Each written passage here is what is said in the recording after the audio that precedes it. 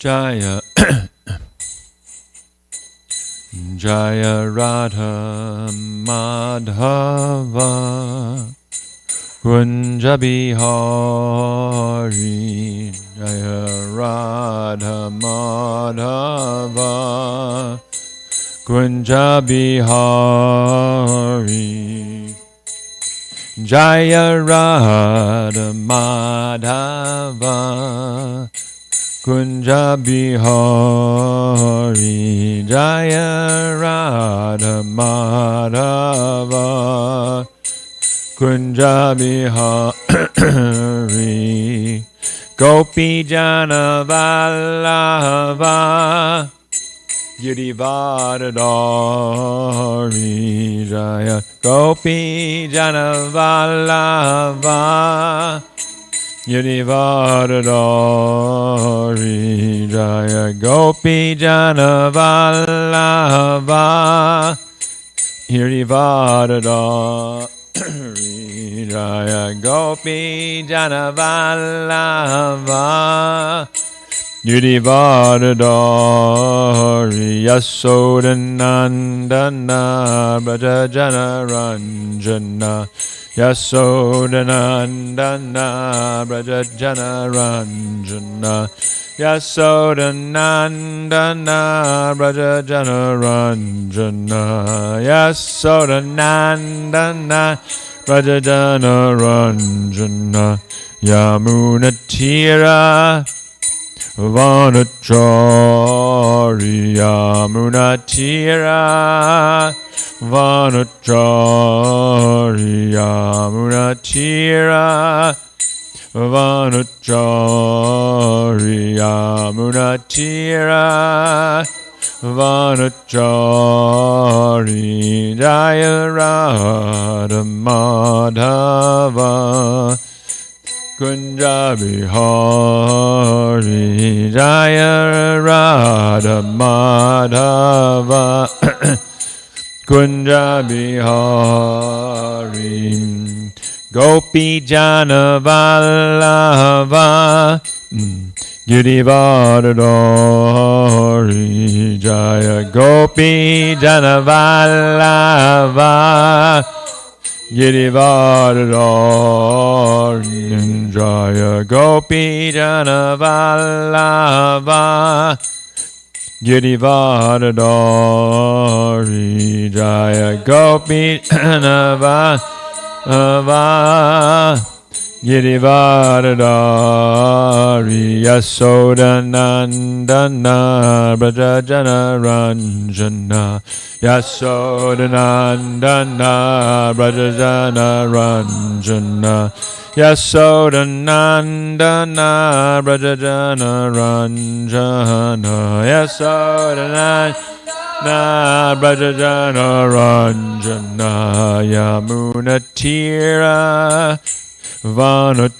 Vanachari Yamunatira Vanachari Yamunatira Vanachari Yamunatira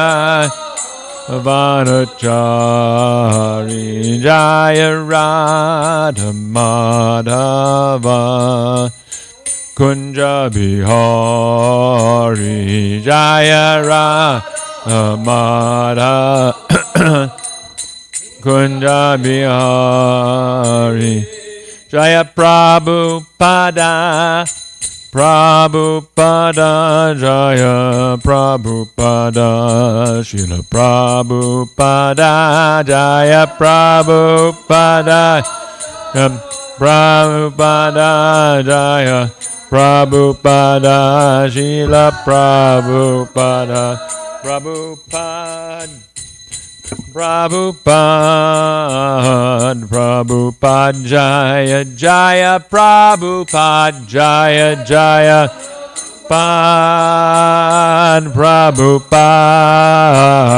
Prabhupada Jaya Jaya Prabhupada Jai Om Vishnupad Paramahansa Parvikacharya Satara Sada Shishi Mother's Divine Grace A.C. Bhaktivedanta Swami Srila Prabhupada Ki Jai ISKCON Founder Acharya Srila Prabhupada Ki Jai Anantakoti Vaishnavinda Ki Jai. Namacharya Srila Haridas Thakur Ki Jai. Prem Sikha Shri Krishna Chaitanya Prabhu Nityananda Shri Advaita Gadadhar Shivasadi Gaur Bhaktavinda Ki Jai. Jai Radha Krishna Gopa Gopinath Shai Makunda Radha Kunda Giri Govinda Ki Jai. Vrindavan Dham Ki Jai. Mayapur Navadvip Dham Ki Jai. Jagannath Puri Dham Ki Jai. Grantaraj Srimad Bhagavatam Ki Jai.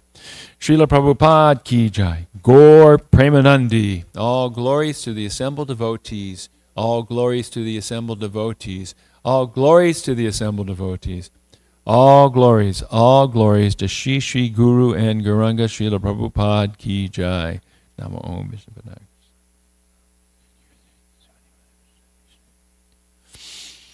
Om Namo Bhagavate Vasudevaya. Om Namo Bhagavate Vasudevaya. Om Namo Bhagavate Vasudevaya. Om Namo Bhagavate Vasudevaya.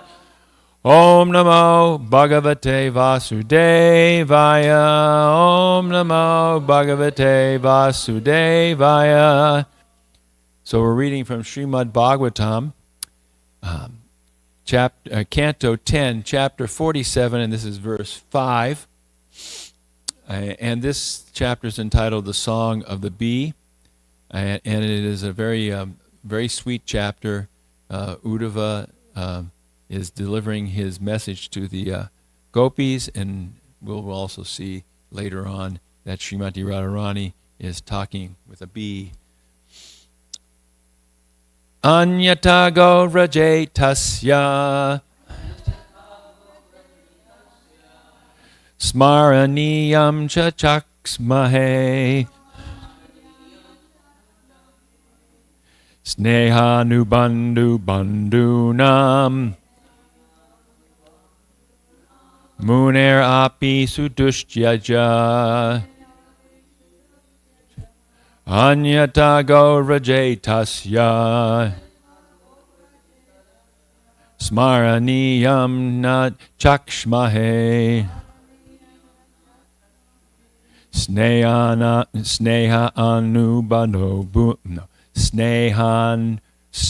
nubando bandunam sneha muner api sudusjaja Anyata gaurajetasya smaraniyam na chakshamahe snehanubando bandunam munerapi sudustyaja.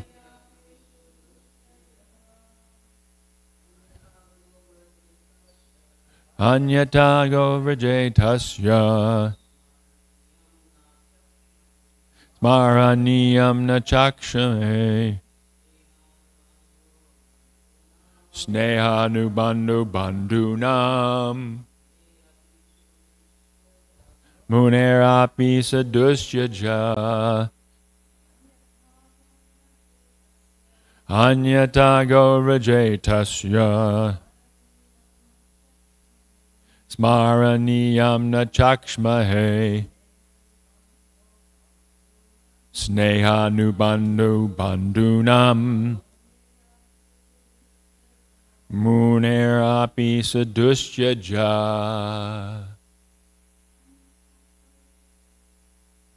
Anyata gaurajetasya smaraniyam na chakshmahe snehanubandho bandhunam munerapi sadusjaja. Anyata, otherwise, gauraje, in the cow pasture, tasya, for him, smaraniyam, that which is worth remembering, na chakshmahe, we do not see, sneha, of affection. Anubandhanaha, the attachment. Bandhunam, to relatives. Munahe, for a sage. Api, even. Sudushjajaha, very difficult to abandon. Translation by the disciples of Srila Prabhupada. We see nothing else he might consider worth remembering in these cow pastures of Braj. Indeed, the bonds of affection for one's family members are difficult to break even for a sage. Please repeat. We see nothing else he might consider worth remembering in these cow pastures of Braja. Indeed, the bonds of affection for one's family members are difficult to break, even for a sage. There's no purport by Srila Prabhupada's disciples, but there are some commentaries by the previous acharyas. Vishwanath Chakravarti Thakur writes, we do not see anyone else worthy of remembrance in Braj. Anyone else. We do not see anyone else worthy of remembrance in Braj. But if he disrespects even his father and mother, Nanda and Yashoda, whom he is remembering, how is it possible that we or persons like us can have a place in his memory at all? Even those who take sannyas find it hard to give up relationship with father and mother.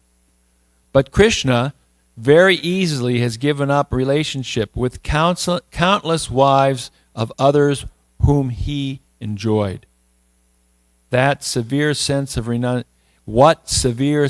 renunciation Krishna has. Jiva Goswami writes, he has sent you, that's Uddhava, he has sent you only because of them.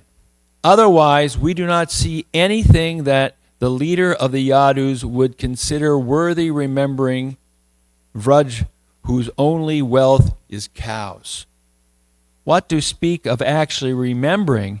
The quality of his parents is that they remember him out of affection, though he does not. Bonds of affection for parents and others are hard to give up, even for sannyasis. It is possible to forget these relationships by great effort, but not immediately. In saying this, they show his hard-heartedness.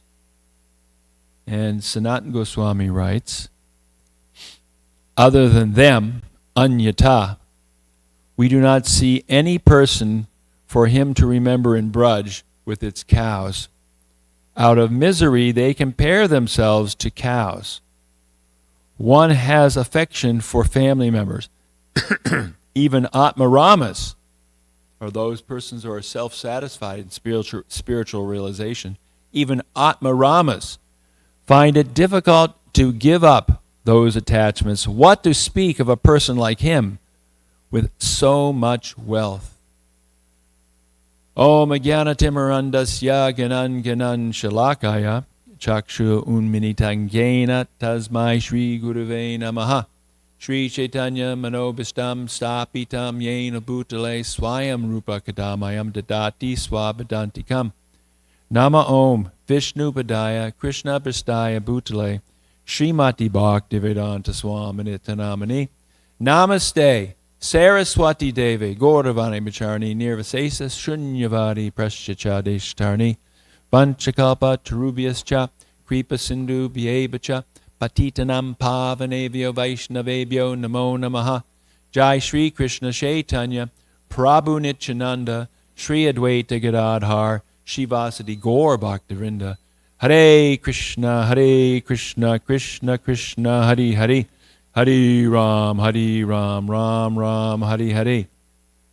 Anyata go vrajetasya smaraniyam chakshmahe snehanubando bandunam muner api sudushjaja.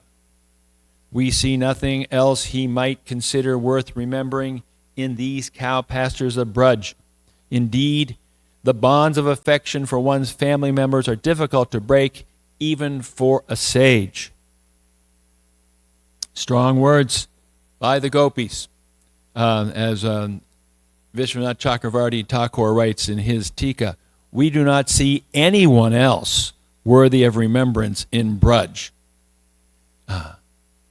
So they're saying that Krishna has completely forgotten everybody. He's gone. And he's forgotten them. And it's amazing that he has done so, that because even great renunciates like sannyasis have great difficulty giving up their affection for family. So much so that sometimes sannyasis fall down from that platform because they can't give up affection for family. So Krishna, they say, what a severe sense of renunciation Krishna has. He can give up all these attachments without looking back. And Jiva Goswami says they're trying to show that, that Krishna is very hard-hearted. He's given up all these relationships, where it says actually he's given up relationships with so many different women. But Krishna very easily has given up relationship with countless wives of others whom he has enjoyed. This is remarkable because Krishna, he is so sweet and so kind and so wonderful that everyone who has association with him is completely enraptured, and Krishna is enraptured in them. So how is it possible that he can give up everybody? Well, that is because the definition of God, Bhagavan, is that he has 6 opulences. And these 6 opulences, Prabhupada speaks about these 6 opulences when he says, to become God is not an easy thing. It's not an easy thing to become God because God is singular in his greatness. So the great sannyasis and sages, they may have difficulty in renunciation, but Krishna, he's the supreme renouncer, renunciant. So Prabhupada writes, to become God is not an easy thing. There are some qualifications that we have discussed, that he must be the richest, he must be the most powerful, he must be the most famous, he must be the most learned, he must be the most beautiful, and he must be the most renounced. That this is the definition of God. And it's easy for us to understand the richest. Of course, God owns everything.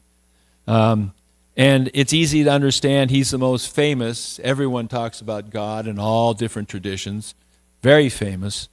It's easy to understand that he's the most learned because actually all learning comes from him. I mean, the universe, ultimately everything that be is emanating from him. And it's easy to understand that he's the most beautiful. Chintamani prakrita, not something, no, what is it? Chintamani prakrita, I can't do it today. Anyway, that he is the most beautiful of all personalities, as stated in the Brahma Samhita, and in many other scriptures, and even in other scriptures like the Bible. There'll be in books in the Old Testament, like the Song of Solomon, that you hear these beautiful descriptions of God. But the most renounced, that he can give up anything, that seems to be something that, why would God give up anything? And how could he give up anything? How could he give up his dear devotees? So we do see that he's given up. Lord Chaitanya Mahaprabhu, he gave up his relationship with his beautiful wife, Vishnu Priya. He gave up his relationship with his mother Sachi. he gave up his pastimes in Navadvip, where he was the king of Kirtan, and was so loved by everyone, to take up sannyas and wander in South India. Of course, he had a purpose for that, so many pastimes. And then go to Jagannath Puri, where he lived in the Gambhira, in a solitary place, and experienced the separation of Radha from Krishna. So he renounced all that opulence. We never worship Lord Chaitanya in the mood of a sannyasi, always in his mood of Navadvip. And he also was renounced in the case of Lord Ramachandra, where just because he was being criticized by a low-class person, he renounced Sita Devi, his consort. So we see that. He's renounced. But he also renounces, we see with the gopis in the rasa dance, he vanishes. He goes off with Radha and then vanishes from Radha. And the Radharani, she is also plunged into dismay and separation. How can he give them up? But actually, this is an important point, that Krishna never gives up the association of his devotees. He's always in the devotee's heart, and the devotees are always in his heart. And we can understand that from the closing verses of chapter 32 of the 10th canto, which is the chapter in which it's called the reunion. It's after Krishna vanishes, then he reappears. And at that moment, he starts speaking to the gopis. And the last 3 verses sum up what really is going on, that his, quote, renunciation of them was not meant out of rejection, was not meant out of his own false ego or pride or to hurt, but actually was a reciprocation of love. And so Krishna speaks to the gopis, beginning with verse 20 of chapter 32, canto 10. But the reason I do not immediately reciprocate the affection of living beings, even when they worship me, O gopis, is that I want to intensify their loving devotion. They then become like a poor man who has gained some wealth and then lost it, and who thus becomes so anxious about it that he can think of nothing else. Think of Narada Muni, that he gets a vision of the Lord in his previous life, because he was the son of a maidservant, and he had association with the Bhaktivedantas, the great sages. And having that association, when his mother passed away, he took to the path of spiritual life. And he had a brief darshan of the Supreme Lord. But that darshan was gone after that. And therefore, his desire was kindled by this absence of the Lord. Parikshit Maharaj, similar, he had the vision of the Lord in the womb. And that fired his interest and his devotion for the Lord, that by being absent from him, after being with him, this kindles the desire and the thirst to find the Lord. The 6 Goswamis are an example of that. They never said they find Krishna. They always say, where is Krishna? Where is Radha? So this is a very deep, deep way that Krishna increases the love of his servants. My dear girls, understanding that simply for my sake you had rejected the authority of worldly opinion, of the Vedas, and of your relatives, I acted as I did only to increase your attachment to me. Even when I removed myself from your sight by suddenly disappearing, I never stopped loving you. Therefore, my beloved gopis, please do not harbor any bad feeling towards me, your beloved. So this is a very important point made here, that he does everything Krishna does for his devotee, and even for the non-devotees, actually, but that's through another channel, through the channel of Mahamaya. Everything Krishna does is for the benefit of the devotees. Never does he do anything that's not for the benefit of the devotees, although it may appear to us that way from our limited point of view. It was simply for your sake that I rejected, that these girls had rejected authority of worldly opinion, of the Vedas and relatives. They had gone against everybody. They had acted against every norm of society to become Krishna's lovers. And this was so important that Krishna, he wanted to increase their attachment even more. But he also wants to assure them, I've never stopped loving you. Even for us, many of us who, when we joined the Hare Krishna movement, we had to actually go against worldly opinion and against relatives and friends. How many friends we had to turn our backs to because actually they had nothing in common with us anymore. How many things in life that we just turned our backs on because we knew that Krishna consciousness was the path that we had to take. And Krishna reciprocated. He reciprocates with us all the time to help lead us on in devotional service. And we see that example here with the gopis at the topmost level. We're at a low level, but Krishna is reciprocating with us in yeyatam mam prapadyante tam tadvaiva bhajam yaham. As they surrender unto me, I reward them accordingly. So we're being rewarded as we surrender. Of course, the gopis surrender completely. I mean completely. And therefore they are rewarded completely. So completely that Krishna can't even reward them. As he says in the last verse, I am not able to repay my debt for your spotless service even within a lifetime of Brahma. Your connection with me is beyond reproach.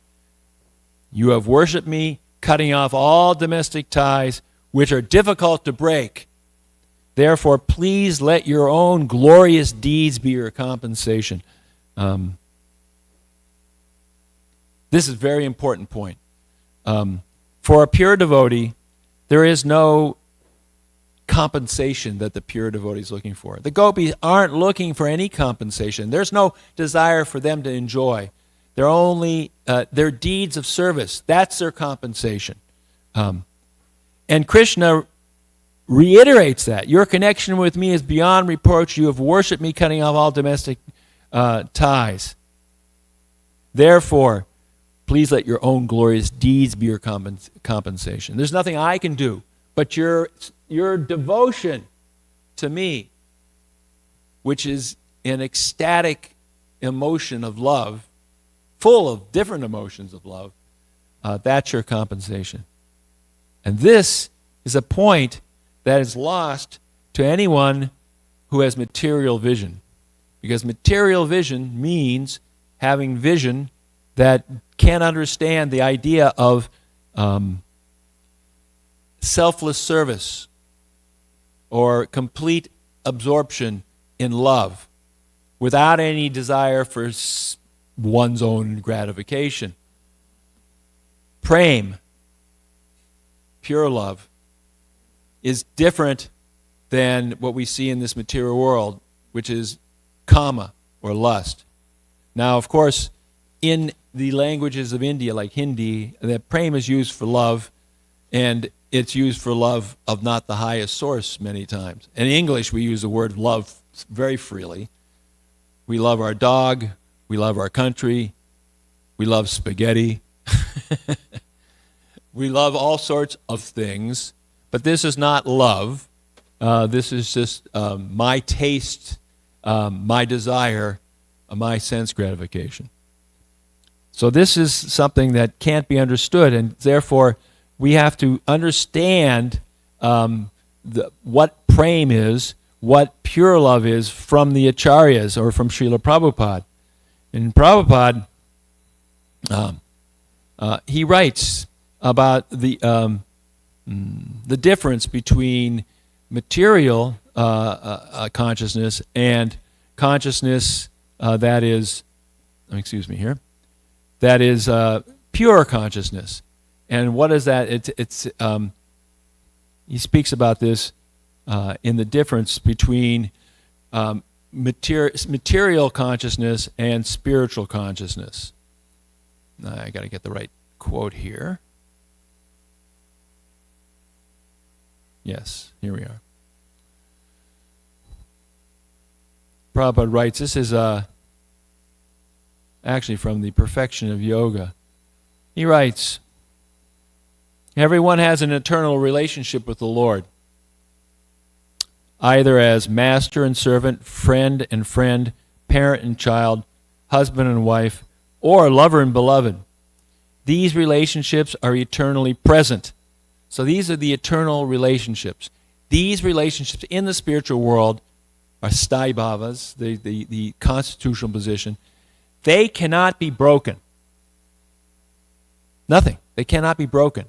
There's nothing that can happen between Radha and Krishna that will break the relationship of love, even when there is plenty of reason for that to break. In the material world, these relations break. Lovers become enemies. They become real enemies. And friends become detached from each other, estranged. And even parents and children become estranged as the children grow up. Their lives divert from the parents, their lives divert from the children, and it's no longer there. But Nanda Baba and Yashoda Mai, their parental mood never deviates, ever. The whole process of spiritual realization and the actual perfection of yoga is to revive our consciousness of this relationship, these permanent relationships. At present, our relationship with the Supreme Lord is pervertedly reflected in this material world. In the material world, the relationship between master and servant is based on money or force or exploitation.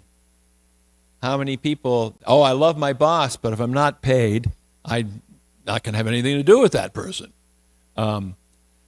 Or the parents love the son because they want him to become a doctor, but later on the son becomes something else and they don't love him so much because he didn't become a doctor. He did something else. That's the material world. As soon as the payment stops, the relationship stops. As soon as the sense gratification we gain from that relationship stops, the relationship stops. Now, one may say, well, that's pretty harsh, but it's the truth. Even, we read about it all the time in celebrity relationships. So-and-so and so-and-so are married for a few years and then they get divorced. Sometimes they get remarried again. Or they have and the relationships, they're in the tabloids, They're so deep, they're so great, and then they're gone. Of course, that happens in a lot of cases, even when they're not in the tabloids. But the point being is that people are enamored with this stuff, not realizing that this isn't true love, because if it's true love, it can't end. Similarly, in the material world, there may be a relationship between friends, but as soon as there's a slight disagreement, the friendship breaks and the friend becomes an enemy. When there is a difference in opinion between son and parents, the son leaves home and the relationship is severed. The same with husband and wife, a slight difference of opinion, and there is divorce. So we see here in the material world this perverted reflection, these very intense relationships, and then another intense relationship. The relationships aren't permanent. The lover and beloved, the lover's intense relationship. But then they break up. And when they break up, it's not like when Radha and Krishna break up, because sometimes they break up, but they're never broken up. Because there's love in separation, vipralambha, and there's love in union, sambhoga. But separation here in this material world can mean real separation. So this is something that we have to learn about through the process of Krishna consciousness. And it's not academic learning, but it's actually realization that we gain in the association of pure devotees, that we gain from reading the acharyas, that we gain by chanting purely Hare Krishna, Krishna Krishna, Hare Hare, Hare Ram, Ram Ram, Hare Hare. We gain these things because by Krishna's grace, he fills our heart with knowledge.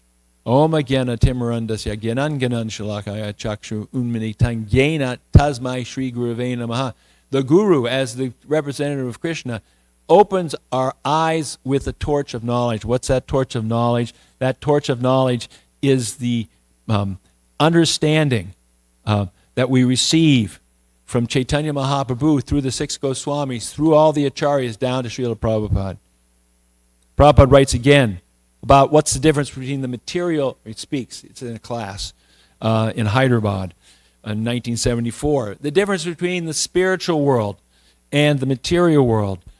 Material world means sense enjoyment, and spiritual world means not sense enjoyment for personal sense enjoyment, but enjoyment of the Supreme Personality of Godhead.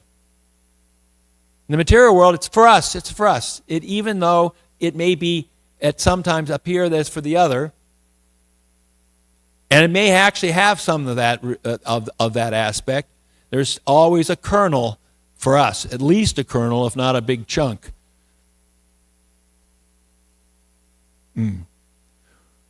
We have to learn one after another what is the difference between material and spiritual. And that is explained in Chaitanya Charitamrita very nicely in 2 lines.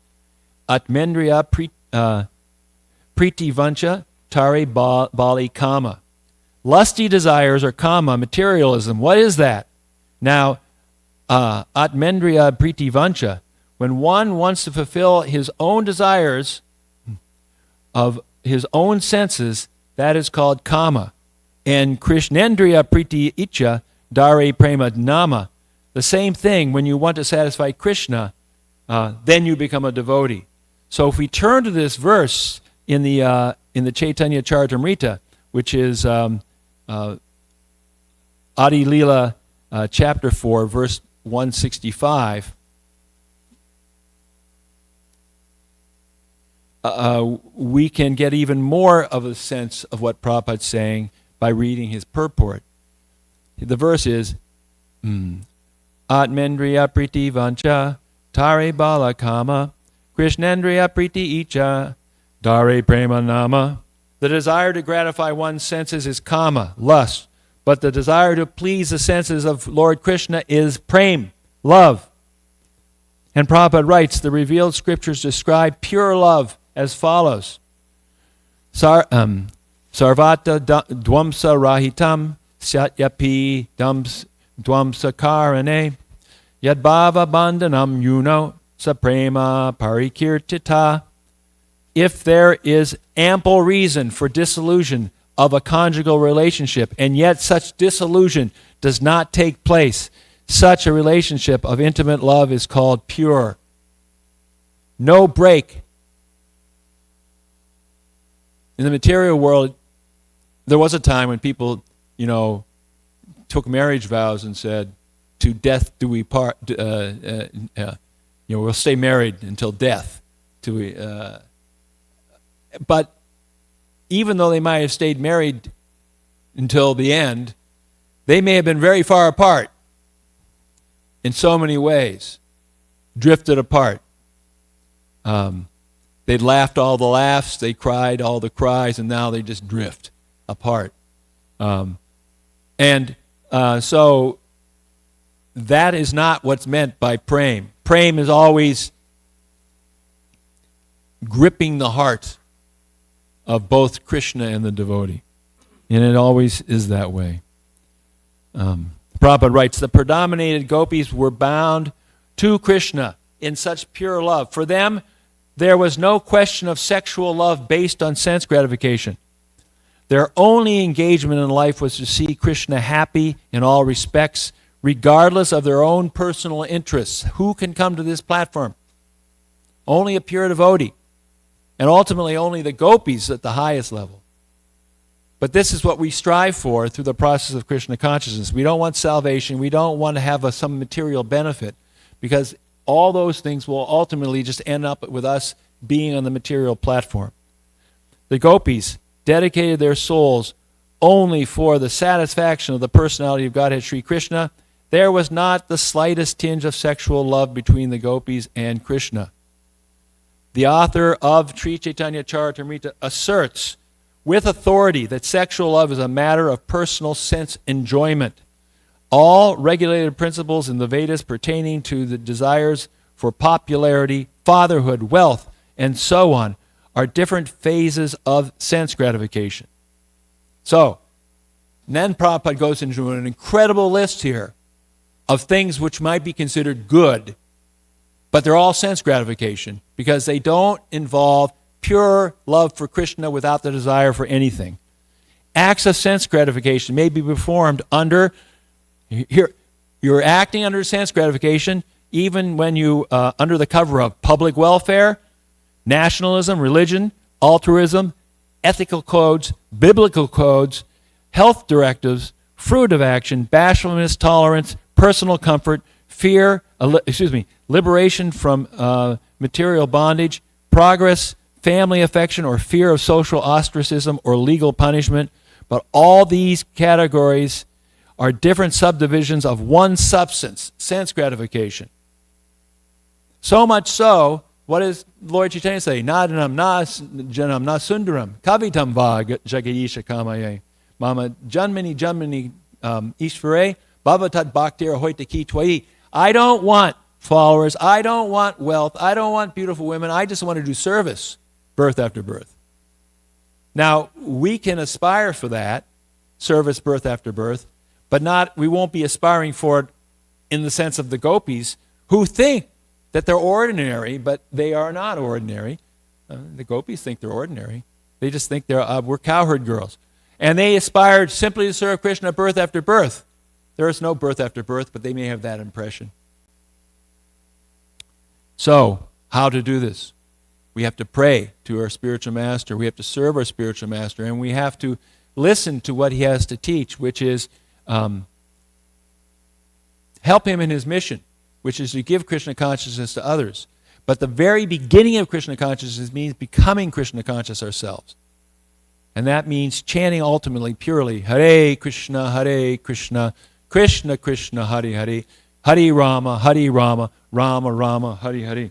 If we chant purely, if a person ultimately chants purely, that person will naturally be able to make so many devotees. There won't have to be efforts of what strategy to use or what program to do. They may be there, the strategies and the programs, but it'll be the person's intense connection to the holy name that will make that person an acharya, like someone like Srila Prabhupada. We're not there yet, but we can try, and we can follow in Prabhupada's footsteps. So I'll stop here. Srila Prabhupada ki jai.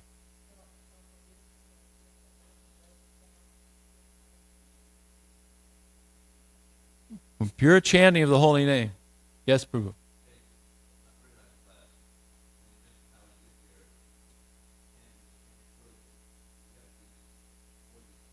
Yeah.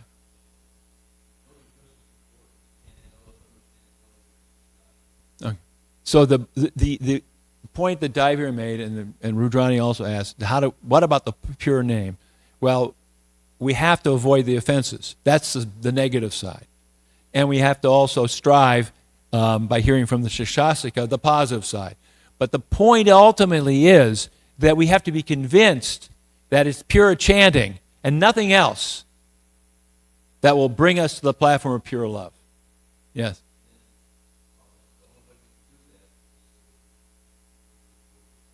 Yeah. And the only way to do that is Jai Shri Krishna Chaitanya, Prabhu Nityananda, Sri Advaita Gadadhar, Shivasati Gaur Bhaktivinoda. So this chanting of the Panchatattva Maha Mantra in between our rounds is essential, because that is where we're saying, oh, Lord Chaitanya Mahaprabhu, please be merciful unto me because I'm a rascal and I chant offensively, so please help me become free from offenses. Hare Krishna.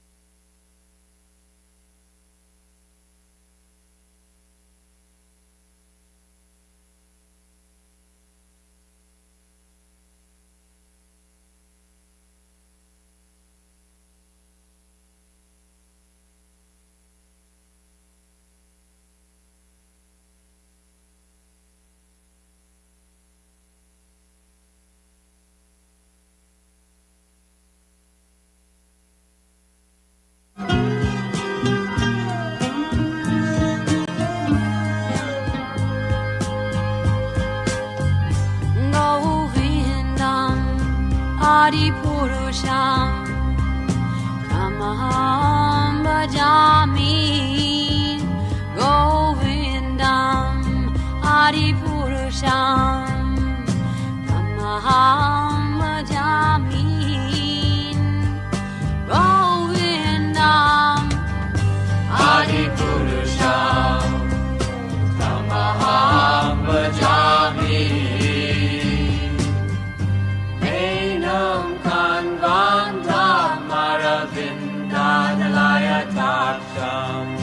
Bharavatam Samasitam Buddha Sundarangam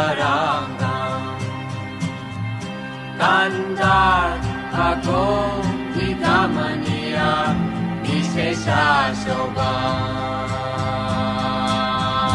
Govindam Adi Purusham Tamaham Bhajami Govindam Adi Purusham Tamaham Bhajami